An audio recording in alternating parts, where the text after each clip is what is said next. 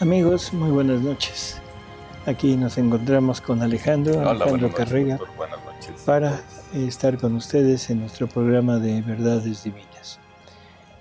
Y bueno, pues vamos a comenzar.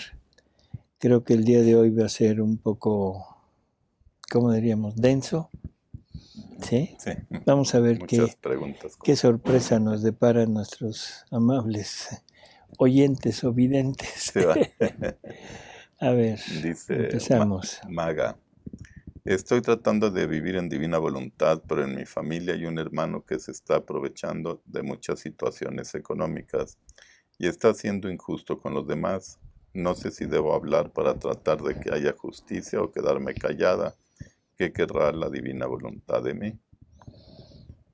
¿Qué querrá la divina voluntad de usted? Que lo viva, que lo sufra, que le dé vida a la divina voluntad en esos actos, que ofrezca sus actos por esa persona, por su hermano, y que le pida a la divinidad, que le pida a la divina voluntad y a Jesús el reino para él, para que lo ilumine. Eso es lo que la divina voluntad podría estarle pues inspirando, ¿no? Y recordemos que todo eso que están haciendo, se lo están haciendo a Jesús, no es a usted o a su familia. Por lo tanto, la obligación de usted, o sea, es el reparar todos esos actos hacia Jesús para darle el acto contrario, o sea, de no tener esa envidia, ese querer apropiarse de bienes y de todo. Dice Martica, doctor, ¿pudiera ser que el concepto tiempo termina cuando comienza el sufrimiento? En algunos programas se ha comentado que el vivir en divina voluntad es un sufrimiento constante. Que el concepto tiempo Que termina cuando empieza el sufrimiento. cuando empieza el sufrimiento, sí, a lo mejor como que ya está en la Sí, eternidad. bueno, es que el concepto tiempo, o sea, nosotros vamos a seguir inmersos en el tiempo, o sea, nuestra vida se desarrolla aquí en el tiempo, aunque la vida divina, los actos que se están llevando a cabo, están en la eternidad, o sea, permanecen en la eternidad. Por lo tanto, o sea, esto de que el tiempo termina cuando empieza el sufrimiento, Jesús nos dice que su voluntad nos pasa, hace que pase en nosotros como naturaleza todo lo que Él nos quiere dar. Entonces el sufrimiento ya lo adquirimos como naturaleza y ya no necesitamos prepararnos o no necesitamos adaptarnos al sufrir, sino que en cuanto se presenta la ocasión, se pone en acto y se empieza a sufrir. Lo tenemos ya como naturaleza. Son actos que quedan hechos en la eternidad, pero nosotros seguimos llevándolos a cabo en el tiempo. Pregunta a Lilia, doctor, yo quiero preguntarle, ¿qué se puede hacer ahorita que están con su escándalo de no tomar la Eucaristía en la boca? Es mucho la escrupulez que veo en la gente. ¿Qué nos puede aconsejar usted? Por favor, haga un programa nada más de esto de la Eucaristía para seguir haciéndole bien a Jesús. Ay, creo que hay algo parecido ahí, ¿no?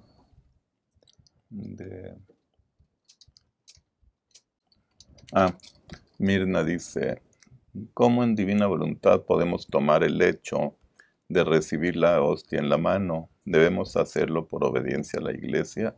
Luisa también tuvo obediencia al sacerdote y Jesús estuvo de acuerdo.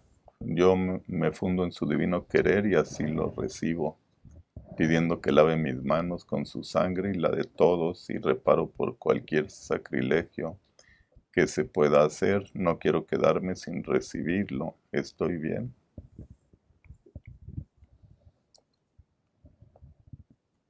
Luego Liliana dice, yo creo que no pueden obligarnos por el tema del virus. La Eucaristía en la mano, yo no la recibo Así es ofensa para Jesús. Creo que la obediencia le debo a Dios más que leyes humanas. Bueno, ya decía yo que iba a ser un programa denso, porque aquí nos estamos introduciendo en un tema muy, muy, muy importante. Tenemos que, aquí que tendríamos que aclarar muchas cosas. Primero, ¿de dónde nace o de dónde parte esto de la comunión en la mano? O sea, parte de la desobediencia de algún grupo de jerarquía en algunos países X y se imponen sobre el Papa. Y si no lo acepta, o sea, ellos amenazan con seguir con esto y provocar quizá un pequeño cisma. El Papa tolera esto para esos lugares, pero el resto de los obispos del mundo empiezan a hacer, o sea, a seguir el ejemplo de aquellos. Entonces estamos hablando de un acto que no es salido propiamente de la Iglesia, sino que es aceptado quizá como tolerancia, como debilidad, no sabemos exactamente. Tenemos muchísimas referencias de mensajes de la Virgen, mensajes que son aprobados por la Iglesia, en donde la Virgen nos habla de que no debemos tocarlo, que mensajes de Jesús, donde él también dice que no quiere ser tocado más que por las manos consagradas del sacerdote. Así que por ese lado tenemos esta instrucción de parte de Dios. Por otro lado tenemos la parte que se está manejando en la actualidad, que es dizque por una posible pandemia, que en realidad no existe como tal todavía, que no hay este peligro. O sea, yo recuerdo hace unos años, en 2009 creo que fue la 9, ¿verdad? Que fue la del virus aquel del H1N1, ¿sí? En que cuando menos ahí sí hubo ya una casuística muy grande de casos, pero ni ahí estaba justificado. Se aduce que es para salvar un poco la salud, para resguardar la salud de las personas, para evitar el contagio, para que las personas estén más seguras. Pero yo creo que se ha hecho un abuso tremendo de esto. Por ejemplo, nos llegaba la noticia de que, por ejemplo, en Italia, en varios lugares de Italia ya cerraron las iglesias, se suspendieron en los oficios religiosos, se quitó la cosa de tener que ir a misa, la obligación de ir a misa los domingos, ya no hay confesiones. Entonces uno dice, perdón, pero ¿a dónde estamos llegando? Estamos salvaguardando la salud física de las personas, pero estamos totalmente poniendo en riesgo la salud espiritual de las mismas personas. Cuando una persona solicite ayuda y de repente pues no hay, y todo por el temor de un virus. También llegó la noticia, no sé si sea verídico o no, pero bueno, las fuentes son bastante confiables, de que incluso en Lourdes habían cerrado las fuentes, o sea, las fuentes curativas. Así es. Aquello donde se curan las enfermedades, ahora se cierran porque no vaya a haber contagio de enfermedades. En fin, yo creo que estamos en un punto en donde se ha logrado infundir o poner un terrible virus, que es el virus del miedo. Tenemos un miedo pavoroso a todo lo que es la salud. Hemos magnificado el concepto de salud y hemos desechado totalmente el concepto de muerte.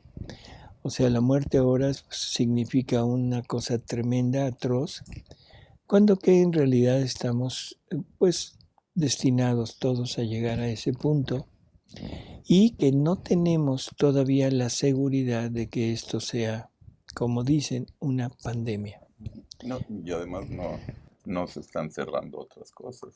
Las Así es. cantinas, los bares, todo sigue igual Los abierto, todo. cines, los teatros, Estadios, así es. medios de comunicación, el metro, camión, todo Exacto. funciona igual. Pero la cosa de la iglesia es así. Sí. Entonces aquí debemos de ponernos y situarnos en esta parte. Jesús dice que le da a Pedro el poder de atar o desatar las cosas en la tierra y que lo que él ate o desate quedará atado o desatado en el cielo. Eso es como aquello de por la dureza de su corazón, por su mala voluntad. O sea, Dios dice, bueno, de acuerdo, pero esa no es mi voluntad. Aquí estamos hablando del cuerpo, del cuerpo de Cristo, o sea, estamos hablando del cuerpo de Dios mismo, que está reservado prácticamente a los hombres consagrados. O sea, está reservado a que sean los ministros los que lo toquen y los que nos impartan eso. No nos vamos a meter en el hecho de los porqués, sino simplemente así debe ser. Es un hecho patente que se ha estado desacralizando este sacramento y de todo aquel respeto, de aquella acto del ser humano de acercarse a este sacramento, pero acercarse con todo el respeto, con todo ¿cómo decirlo? El decoro que él requiere, y lo hemos ido desacralizando. Ahora ya no se recibe de rodillas, se recibe de pie. Ahora el hecho de que ya no lo imparte nada más el sacerdote, sino lo imparten los ministros. En fin, se ha ido quitando todo aquel respeto que se tenía. Ahora, vamos al punto, o sea, comulgar en la mano. Lo primero es que no se tiene la facultad, yo diría así, de obligar a la criatura, al fiel, a recibirlo en la mano. Yo creo que aquí tendríamos que hacer un perfecto discernimiento de lo que es la parte humana, de lo que es la parte de conciencia, el hecho de no quererlo hacer por motivos de conciencia, y eso ya no importa, ahora es a fuerza. ¿Comulgamos o no en la mano? Si para almas que estén muy indecisas, para almas que estén poco formadas, para almas que requieran mucho esta participación en el sacramento y que quieran adherirse a este mandato de la Iglesia, tomando en cuenta lo que Jesús le permitió a Pedro, bueno, yo pienso que lo podrían hacer. No creo que Jesús lo tome como un sacrilegio, pero sí para la Iglesia, para la jerarquía debe ser tremendo, porque la culpa recae en ellos. Para las almas formadas, o sea, definitivamente esto no, desde mi punto de vista, no sería conveniente hacerlo. O sea, es preferible 1000 veces el quedarse con el deseo y hacer una comunión espiritual que llegar a la ofensa definitiva a Jesús. No sé tú qué opinas, Ale. Sí, estoy de acuerdo con Y ahora hablemos de la divina voluntad. En la divina voluntad hay una comunión constante, perenne, no sujeta a terminar como la comunión sacramental, donde las especies no se consumen, donde todo lo que sea el acto de la criatura implica una vida de Jesús completa que está creciendo en nosotros. En ese momento, o sea, el abstenernos de la comunión sacramental no sería tan grave, tan dañino para el alma, porque tenemos a un Jesús totalmente en nosotros. No quiero decir que para el alma que vive en la divina voluntad no sea necesaria la Eucaristía, porque luego se puede malinterpretar. Pero teniendo esta facilidad, teniendo esta presencia de Jesús en nuestros actos, definitivamente no habría gran problema y sobre todo estaríamos evitando un sacrilegio. El alma en la divina voluntad debería de estar reparando por todo esto que se está llevando a cabo y estar rehaciendo los actos de todas las personas que ingenuamente están aceptando esta orden. Los sacerdotes, pienso yo, que sería cuestión de enfrentarlos, no enfrentarlos en un sentido de discusión, de confrontación, sino a la hora de llegar a recibir esta comunión, simplemente pedirle de favor que nos la dé en la boca.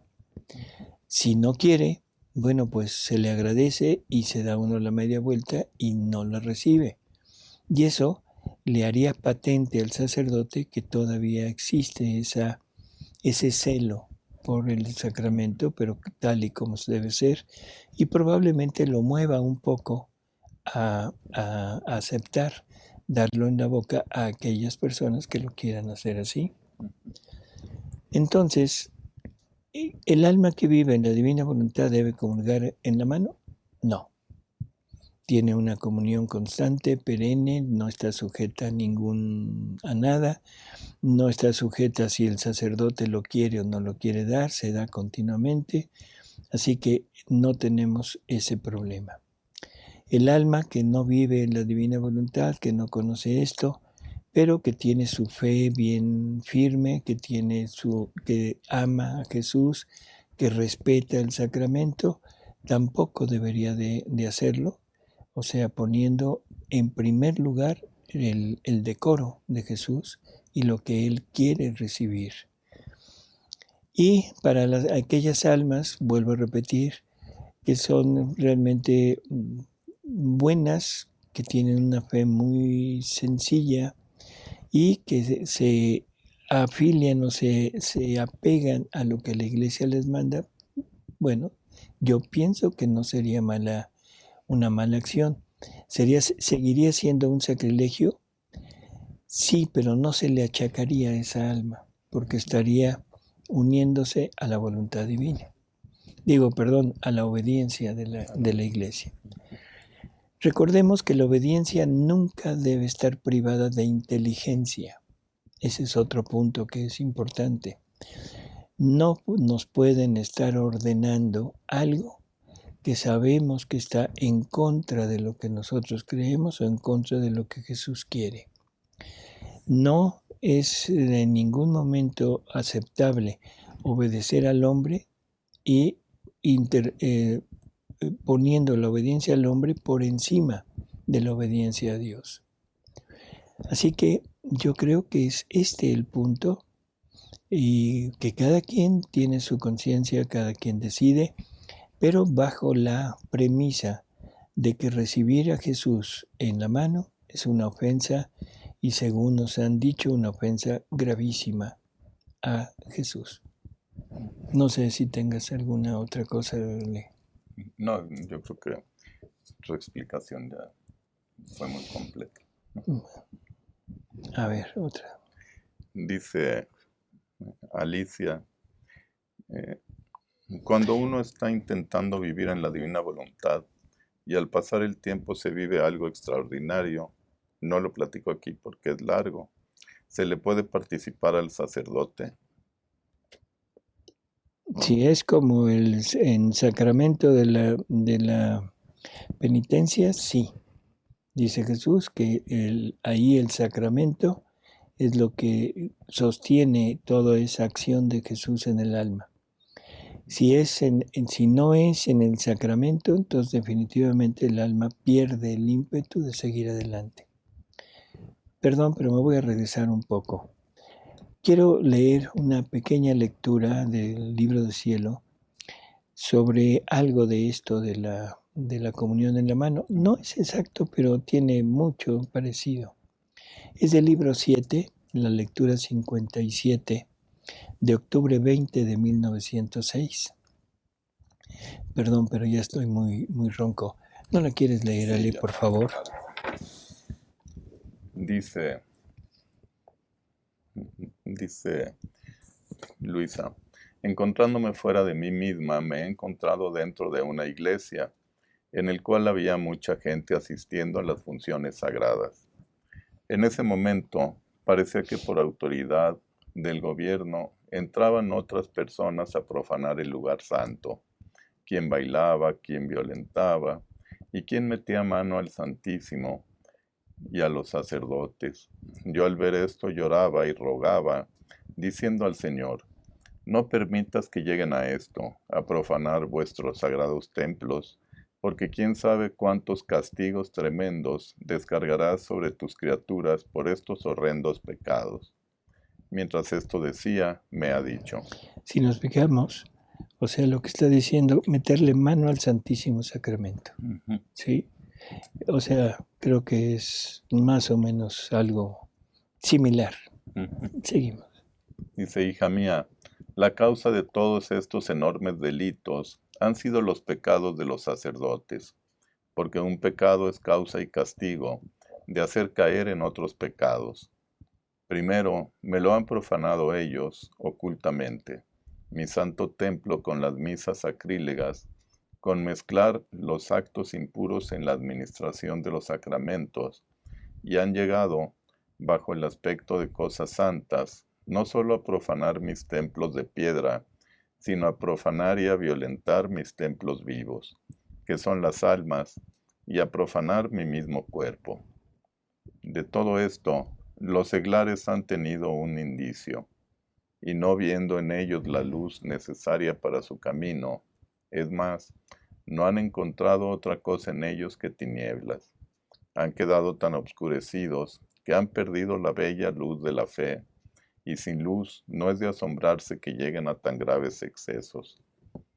Por eso, reza por los sacerdotes, a fin de que sean luz en los pueblos, para que renaciendo la luz, los seglares puedan adquirir la vida y ver los errores que cometen, y viéndolos tendrán horror de cometer estos graves excesos, que serán causa de graves castigos. Creo que es muy clara y se puede perfectamente relacionar con el tema de este, ¿no? Algo que es curioso, el estar aliándose al gobierno, porque esto parte del gobierno. Qué tremendo que ahora la iglesia se ceda y se alíe al gobierno en algo que definitivamente no le compete, ¿no? Antes, o sea, toda la historia es cuando ha habido grandes epidemias, cuando ha habido grandes desastres, pestes, el remedio era el Santísimo Sacramento. Sí. El remedio era el ponerse a orar, el comulgar, el salir con el Santísimo Sacramento a exponerlo a todo esto. Y ahora es al contrario. Qué tremendo, ¿no? Seguimos. Sí, dice Rosalba, una criatura que sirve al demonio recibe la comunión para engañar a otros ingenuos para que le crean. Sí. Dice Mayari, si la voluntad de Dios actúa en 4 formas, se entiende que solo la voluntad actuante en la criatura es la única que afecta al demonio, la que le duplica su infierno, ahora que está el reino en la tierra. No, pues Ah, no pregúntame. sí, o sea, al demonio no le importa si un alma reza, si un alma recibe el Santísimo Sacramento, si un alma se salva, un alma llega a ser santa, eso al demonio no le interesa. ¿Por qué? Porque no le hace nada, no le afecta a él. Cuando mucho es un alma más que se salva, que se le va. Pero el alma que vive en la divina voluntad, como está repitiendo en ella la vida de Jesús, y esa vida dirigida por la divina voluntad, y es la divina voluntad quien lo tiene condenado. Por lo tanto, se le duplica el infierno, y eso es lo último que él quiere. Por eso es tanta la rabia, el odio que le tiene a la divina voluntad, y por eso ataca con todo. O sea, ya lo hemos repetido en varias ocasiones. Empezó atacando a Luisa, diciéndole no escribas. Luisa escribió. Luego ataca a otras personas para decir no publiquen, pero se publicó. Luego ataca al mundo para decir no crean, pero se está creyendo. Ahora el ataque es más sutil, más dirigido a desnaturalizar que a impedir. Y ese es el ataque que hemos comentado ya en varias ocasiones, donde de lo que se trata es de mezclar la parte humana con la parte divina, haciendo lo que Jesús no quiere que se haga. Él dice que no tolera ni la sombra ni un átomo de voluntad humana. Y lo primero que nos pide es desapegarnos de todo, incluso de virtudes, de dones, de prácticas religiosas, de todo. Entonces, ¿cómo es posible que con eso, con esta indicación que Jesús nos da, y ahora pensemos en que hay necesidad de introducir lo anterior en esto?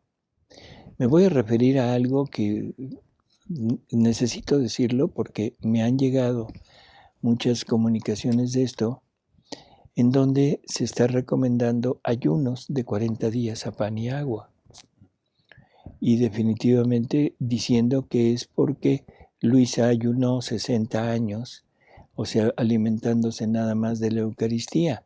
Perdón, pero esto es totalmente erróneo, porque en Luisa no hay ningún lugar donde Jesús pida ayuno. O sea, él en los primeros capítulos sí habla de virtudes, pero ya una vez que entra de lleno a la divina voluntad, en definitiva no vuelve a hablar de eso. Y el ayuno que él quiere es el ayuno de nuestra voluntad, de los actos de nuestra voluntad, que ayunemos de nuestro querer.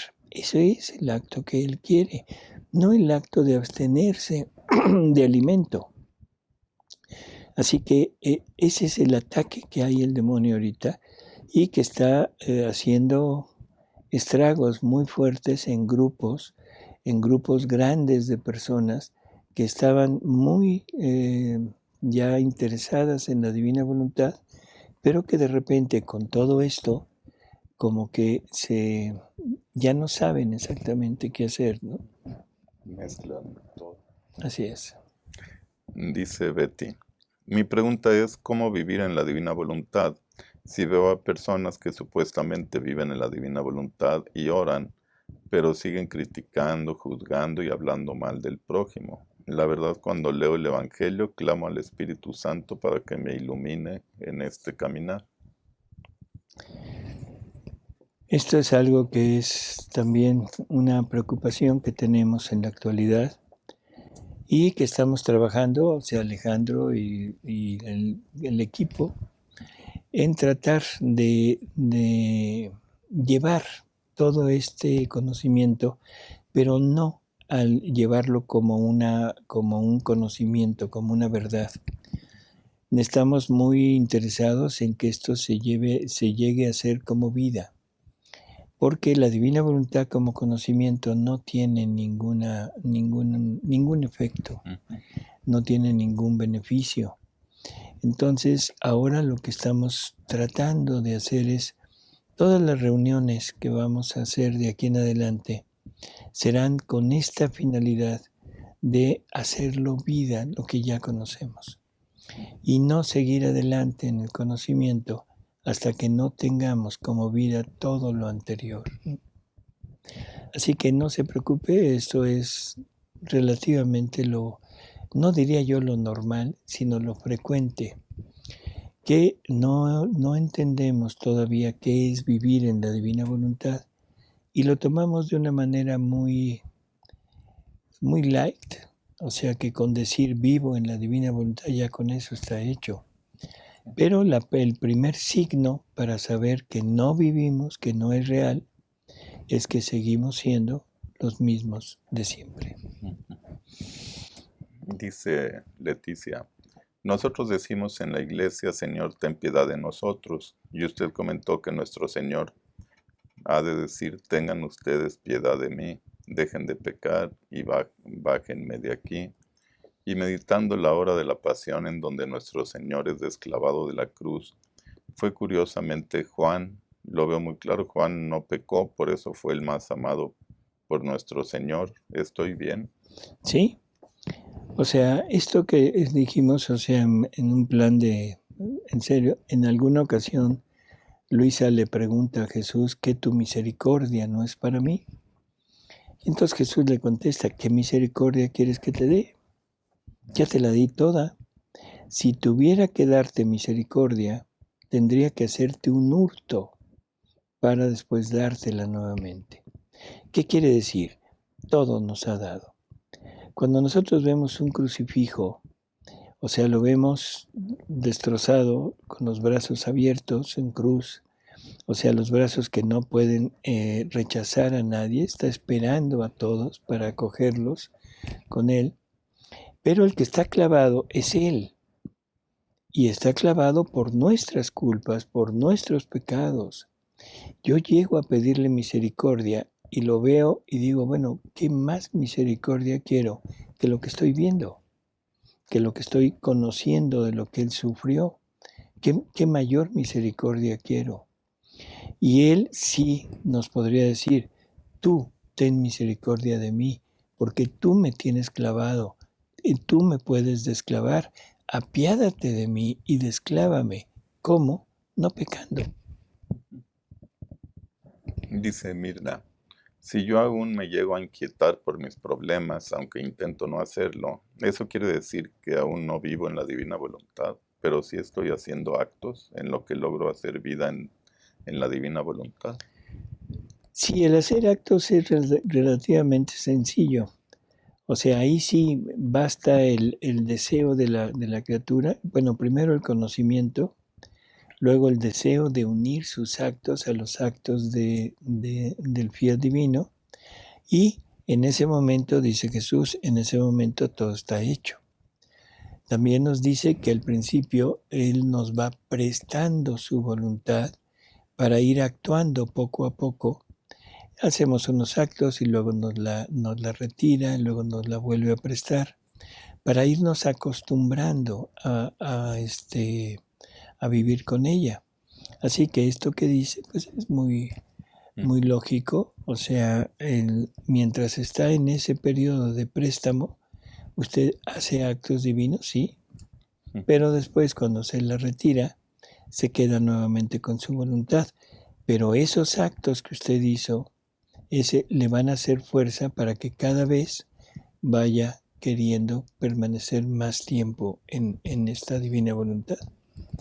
Dice María, doctor, ¿por qué dice que en una persona divorciada todo está mal?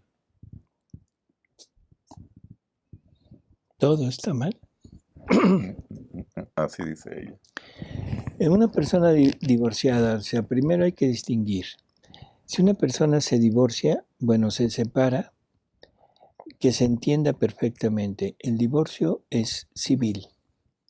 Aparentemente esa unión matrimonial ya se disolvió, pero para Dios el vínculo matrimonial, el sacramento del matrimonio perdura, continúa. No hay divorcio para Dios, primero. Segundo, si se separó por la causa que sea, pero sobre todo por incompatibilidad, por incluso riesgo de vida, ya sea para ella o de integridad para ella o para los hijos.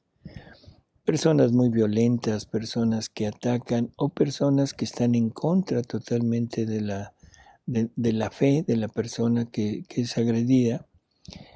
La separación de techo no es mal vista, no es pecado. ¿Sí? El separarse no es pecado. Lo que es pecado es el querer rehacer su vida con otra pareja, eso sí. Entonces, no todo lo que haga la persona divorciada está mal, sino si esa persona quiere unirse a otra, entra en algo que se llama adulterio y eso es un pecado mortal. Dice Brenda, la Virgen María pide mucho el rezo del rosario en estos tiempos. Todos los santos contemporáneos enfatizan en la importancia del rosario. A mí me es más fácil meditar las horas de la pasión. Esto es igual de fuerte para combatir la batalla espiritual mientras uno trata de llegar a vivir plenamente en la divina voluntad. Dice Jesús que si hubiera un alma por país, por ciudad, por población, que meditara las horas de la pasión, los flagelos prácticamente se quitarían. O sea, el meditar las horas de la pasión es repetir la vida misma de Jesús y es poner los sufrimientos de Jesús en acto nuevamente. Así que bueno, tienen un valor inmenso, tienen el valor de la vida divina. El rosario es un arma, es una oración muy grande, es una oración muy benéfica, es una oración que se le da la alabanza, la gloria a la Virgen, ¿sí? Pero vamos a acogernos, esto lo hemos repetido y hay varios programas sobre oración. Para no repetir, yo le pediría que acudiera a los programas sobre oración, porque ahí lo tenemos ya más o menos definido. Lo único que le digo es vivir un rosario en la divina voluntad, quiere decir entrar en el ámbito de la eternidad, quiere decir fundirse con esa divina voluntad, llegar a la fuente misma de todos los actos divinos y ponerlos en acto nuevamente para ofrecerlos como gloria, como alabanza, como amor a la Virgen, a Jesús, en fin, y siempre desde nuestra persona. Así que yo le diría, vamos a rezar el rosario, sí, por supuesto, pero desde este ángulo, desde este punto de vista, un rosario en la divina voluntad, donde se llegue a ese punto de la fuente de todos los actos y podamos tomarlo, ofrecerlo para mayor gloria de la Virgen. Creo que es el punto, pero las horas de la pasión, definitivamente, perdón que lo diga de esta manera, pero esa es mi firme convicción, es superior totalmente al rosario. No sé tú qué piensas. Sí, también estoy de acuerdo. Es directamente la pasión. Es la pasión, la vida misma de Jesús, ¿no? Y donde restaura a todos. Pues, así desde es. ahí ayudamos a la redención, ¿no? Así es. Dice Jazmín, ¿me podría explicar qué purgatorio pudo evitar la mamá de Luisa? ¿Qué purgatorio pudo evitar? Sí. El purgatorio. O sea, el purgatorio es un estado en donde el alma se va a purificar. El alma que se salva, pero lleva muchos actos humanos, o sea, hechos con la voluntad humana, donde no había la unión con el amor a Dios, no había esa entrega, no había esa gloria que se le debería de dar a Dios en todo. Ahora tiene que ir a quitarse lo humano, quitarse ese acto y ponerse el amor, llenarse de amor a Dios para poder acceder al cielo. Ese es el purgatorio. Depende de las cosas que hayamos hecho, de las culpas que tengamos, que pueden ser espirituales, morales o materiales. Es el tipo de purgatorio que vamos a tener.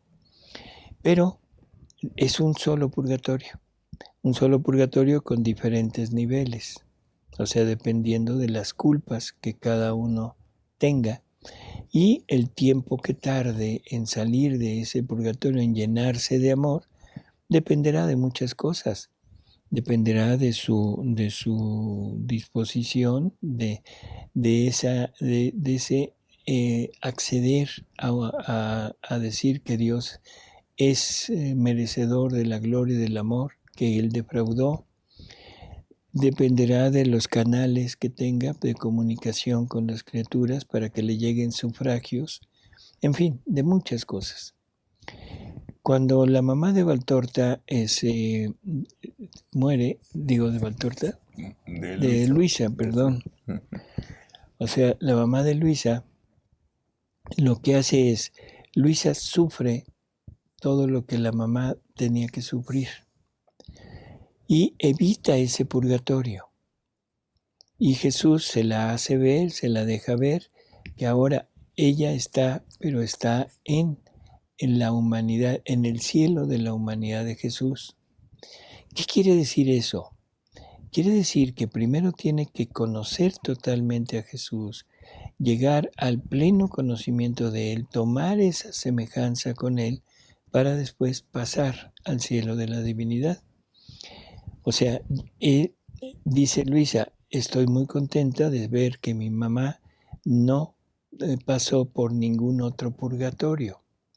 No es que haya varios purgatorios, es uno solo, pero aquí está poniendo a la humanidad de Jesús, el cielo de la humanidad de Jesús, parecería que está diciendo que es como otro purgatorio, y no, ya es un cielo, pero cielo de la humanidad. Dice Aura, perdón, ¿uno puede hacer las horas de la pasión haciendo 1 hora diaria? Sí, no hay problema, o sea, 1 hora diaria, o algunas personas hacen más si es que tienen tiempo, disposición. Algunas personas hacen relojes de la pasión, o sea que se unen varias personas, generalmente 24, para que sea 1 hora por cada uno, y empiezan a rezarlas, y así día con día se rezan las 24 horas. Bueno, no se rezan, se meditan las 24 horas. Y se van rolando. Hoy me tocó la 1, mañana me toca la 2, y así todo rola. Esta viene como de otra pregunta, pero como que alguien le preguntó a esta persona, dice, él también menciona esto. Si la divina voluntad lo entienden como lo explica San Juan de la Cruz, entonces no es nuevo, todos los santos lo han practicado en distinta medida según el grado de caridad. No existe una diferencia entre santidad humana y santidad divina, y no fue Luisa la primera, segunda si cuentas a Adán, en poder tenerlo, porque ya muchos santos hablaron de eso antes. Lo que él quiere saber es cuál es la novedad en la divina voluntad. La voluntad divina actuante en la criatura, esa es la novedad. El intercambio de vida con la criatura, esa es la novedad. El llegar, gracias a estas dos cosas, el llegar a hacer actos divinos y poder actuar directamente y poner nuestro acto en el querer divino. Dice Silvia, a veces es claro cómo ayudar al prójimo, pero a veces no es tan sencillo saber qué decir, cómo decirlo. Mejor callar y orar. Y me está costando vivir la incertidumbre de no saber cómo amar en la divina voluntad, siendo que Jesús, conociendo los corazones y las intenciones, sabía perfectamente qué decir, cómo decirlo, qué hacer, los modos con que tratar a las almas. ¿Ve? Sí, como que no sabe qué decir o ¿Qué cómo decir? decirlo, pero no. Pues es una oración para Jesús. Yo creo que en realidad no habría mucho problema, o sea, si no tiene nada que decir, pues no diga nada, o sea, no habría mayor problema. Pero el hablar de la divina voluntad es hablar de esa unión con Jesús y lo podemos enfocar desde el Evangelio. O sea, el sean santos como mi Padre Celestial es santo, el yo en ellos, tú en mí, para que ellos sean uno con nosotros como tú y yo somos uno, el que escuche mi palabra y la ponga en práctica hará obras mayores que yo. En fin, hay varios puntos donde podríamos hablar de esto, pero desde el Evangelio. O podríamos hablar de esto desde San Juan, en el Evangelio de San Juan, o desde San Pablo.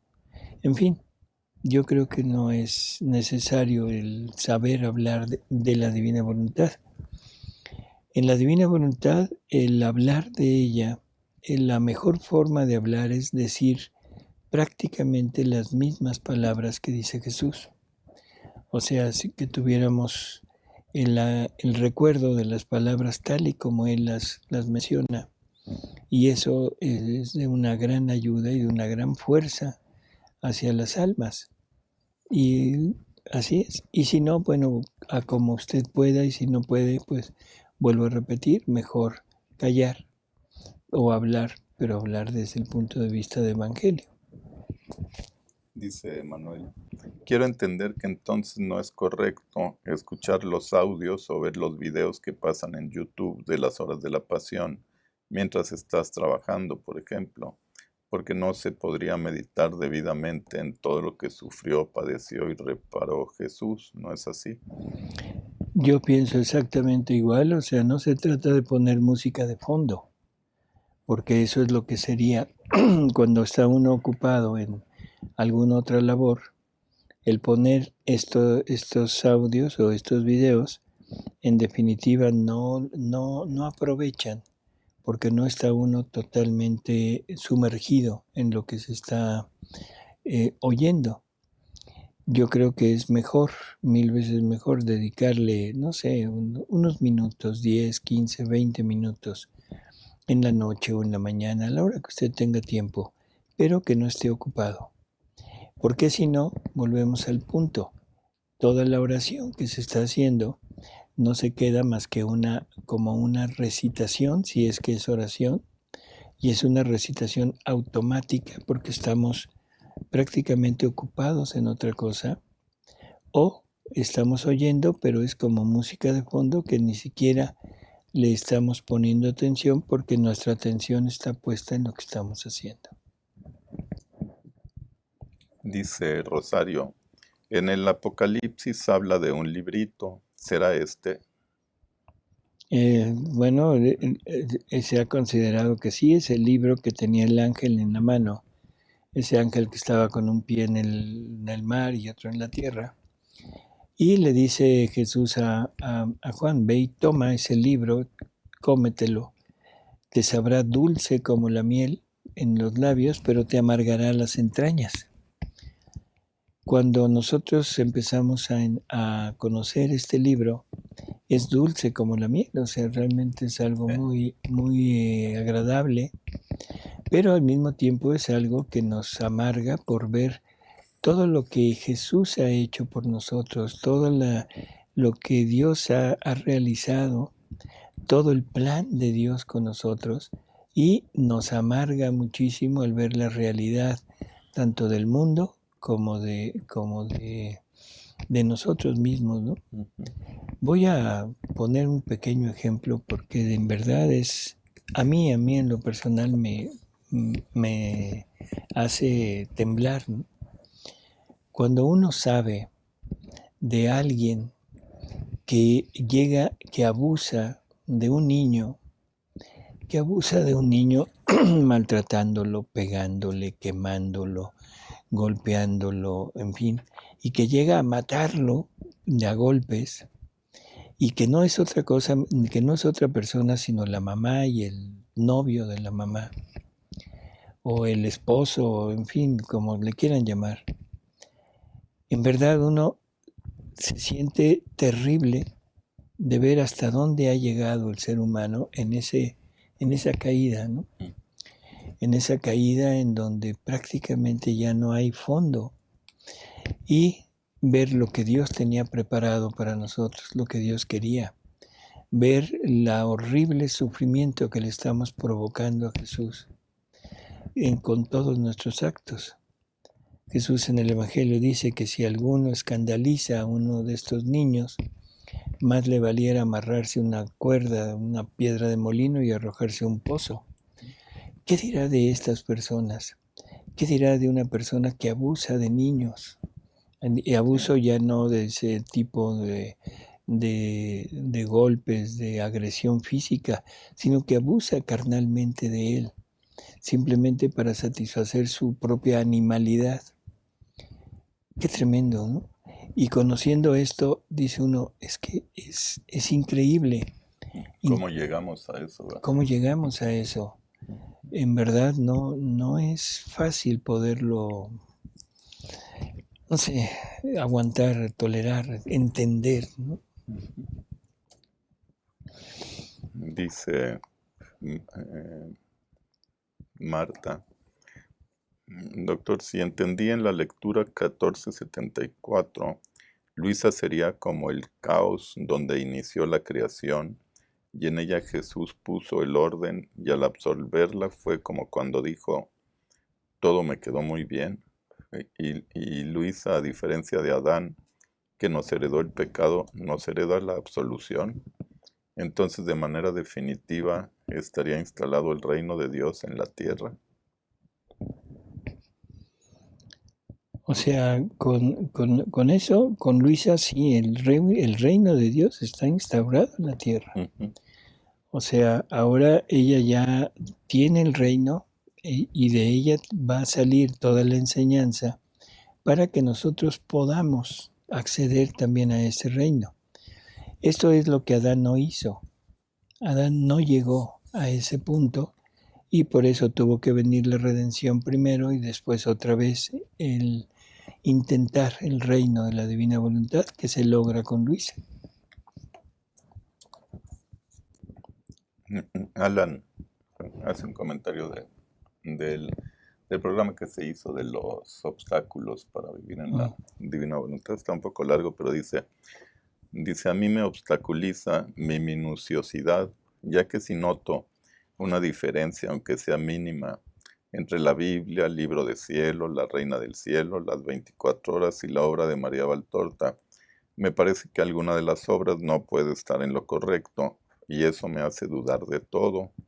Por ejemplo, en Valtorta se dice que los Reyes Magos llegaron a una casita después de que Jesús ya caminaba. En la Reina del Cielo dice que llegaron a una gruta a los pocos días del nacimiento. Esto me hace dudar de ambas obras, ya que en las cosas de Dios no deberían haber contradicciones. Otra cosa que me limita es el pensar que Jesús en la Biblia ha sido interpretado de 1000 formas con más o menos lógica. Me da miedo pensar que en divina voluntad pase lo mismo, y entonces yo interprete de una forma X los escritos y quizá no sea correcta. Y cuando llegue al cielo, Jesús me diga, hijo mío, tienes mérito por haberlo intentado, pero al no interpretar bien los escritos no hiciste vida divina, por lo cual todo lo que creíste hacer fue en vano. Bueno, estoy totalmente de acuerdo con usted. O sea, aparentemente hay contradicciones, aparentemente.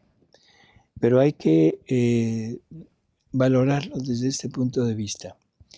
En algunas revelaciones Jesús se está dirigiendo a un determinado número de personas, a un tipo de personas, y desde una perspectiva específica. A otros está hablando a otro grupo de personas desde otra perspectiva diferente. ¿Qué quiero decir? Por ejemplo, la pasión. La pasión en María Valtorta difiere de los evangelios y difiere de Luisa. O sea, son diferentes. ¿Cuál es la real? La real, bueno, pues podríamos decir que es el evangelio. ¿Por qué las otras son diferentes? Porque Jesús está tratando de mostrar algo que pasó en su interior, que es lo que él está reparando y que no coincide con lo que pasó en el exterior. Por ejemplo, con Luisa. Luisa habla de cantidad de flagelos y no con un solo tipo de látigo. Habla de cuerdas, habla con metales, en fin, habla de diferentes cosas, pero lo que está haciendo es dando a conocer la parte espiritual de su pasión y no tiene ninguna concordancia con la parte material.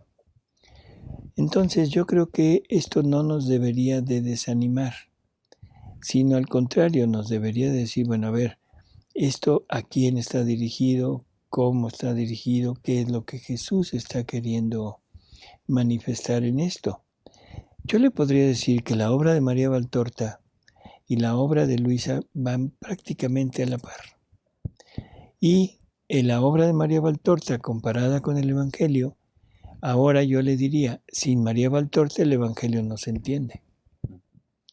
O sea, por ejemplo, pasajes tan trillados como aquel de no es bueno darle la comida de los hijos a los perros, en que uno dice, ah, caray, es un Jesús que era todo bondad, todo amor, y diciendo eso a una persona que está acudiendo a Él con toda la confianza, con toda la fe, como que no es lógico. Sin embargo, el Evangelio se queda ahí y no nos da oportunidad de más, y uno tiene que empezar a tratar de cambiarle. Ahora ya no son perros, ahora son perritos para que no se oiga tan feo, ¿no? Sí. Pero en María Valtorta viene una explicación perfecta del por qué. Y así por el estilo. Yo diría, no hay mucho que analizar. La Virgen María en el sepulcro, o sea, ya cuando ya sepultaron, cierran la piedra, cierran el sepulcro de Jesús. En María Valtorta es una mujer deshecha y que uno lo identifica con movimientos o con sentimientos humanos.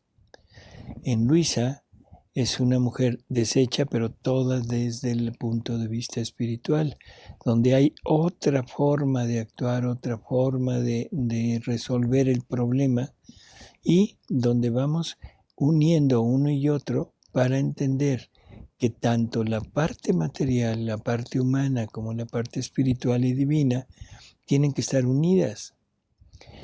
En Jesús, en el huerto de los olivos, es tremendo todo lo que es descripción de la pasión del huerto de los olivos en María Valtorta, de la pasión en el Evangelio, de la pasión en Luisa.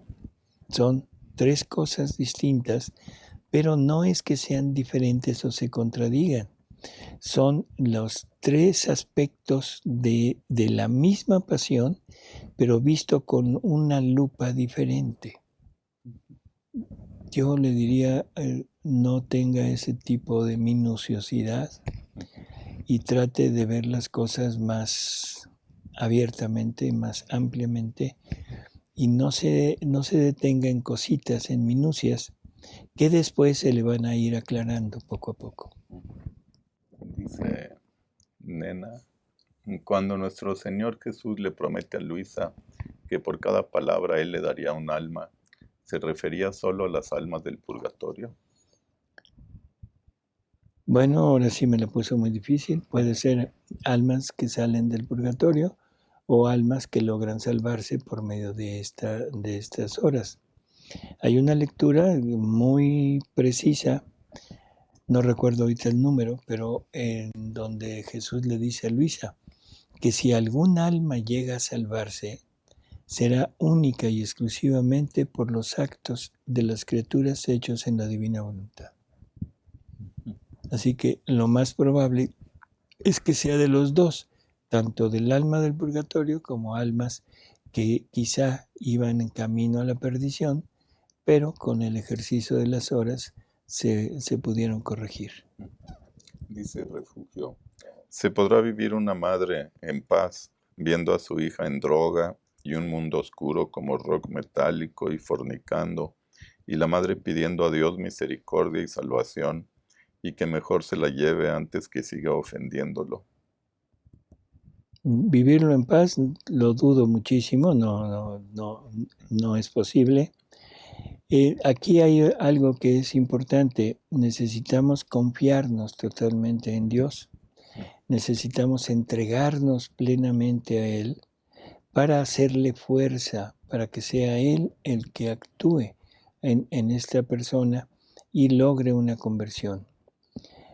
Hay dos promesas de Jesús, bueno, hay varias, pero dos aquí en este momento. Primero, ninguno de los que le pertenecen al alma que vive en la divina voluntad se perderá. Eso ya es una tranquilidad enorme. Segundo, al alma que vive en la divina voluntad se le concederán las más grandes conversiones. No nos dice cuándo, cómo, dónde, ni nada, sino simplemente es la promesa. No dudemos de Dios. El pedir que se muera, no.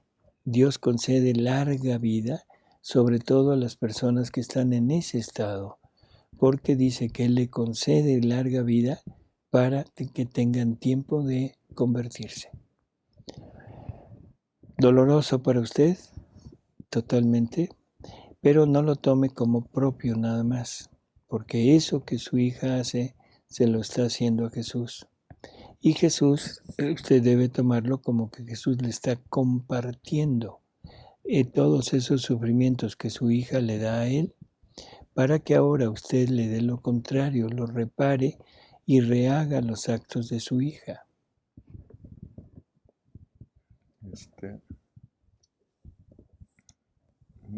Pues, hay más preguntas. Es que creo que todas ya son del tema que explicó usted al principio, de la comunión. Bueno, pues amigos, gracias por haber estado con nosotros. Gracias, Alejandro. Gracias, doctor. Y nos oímos en el próximo programa.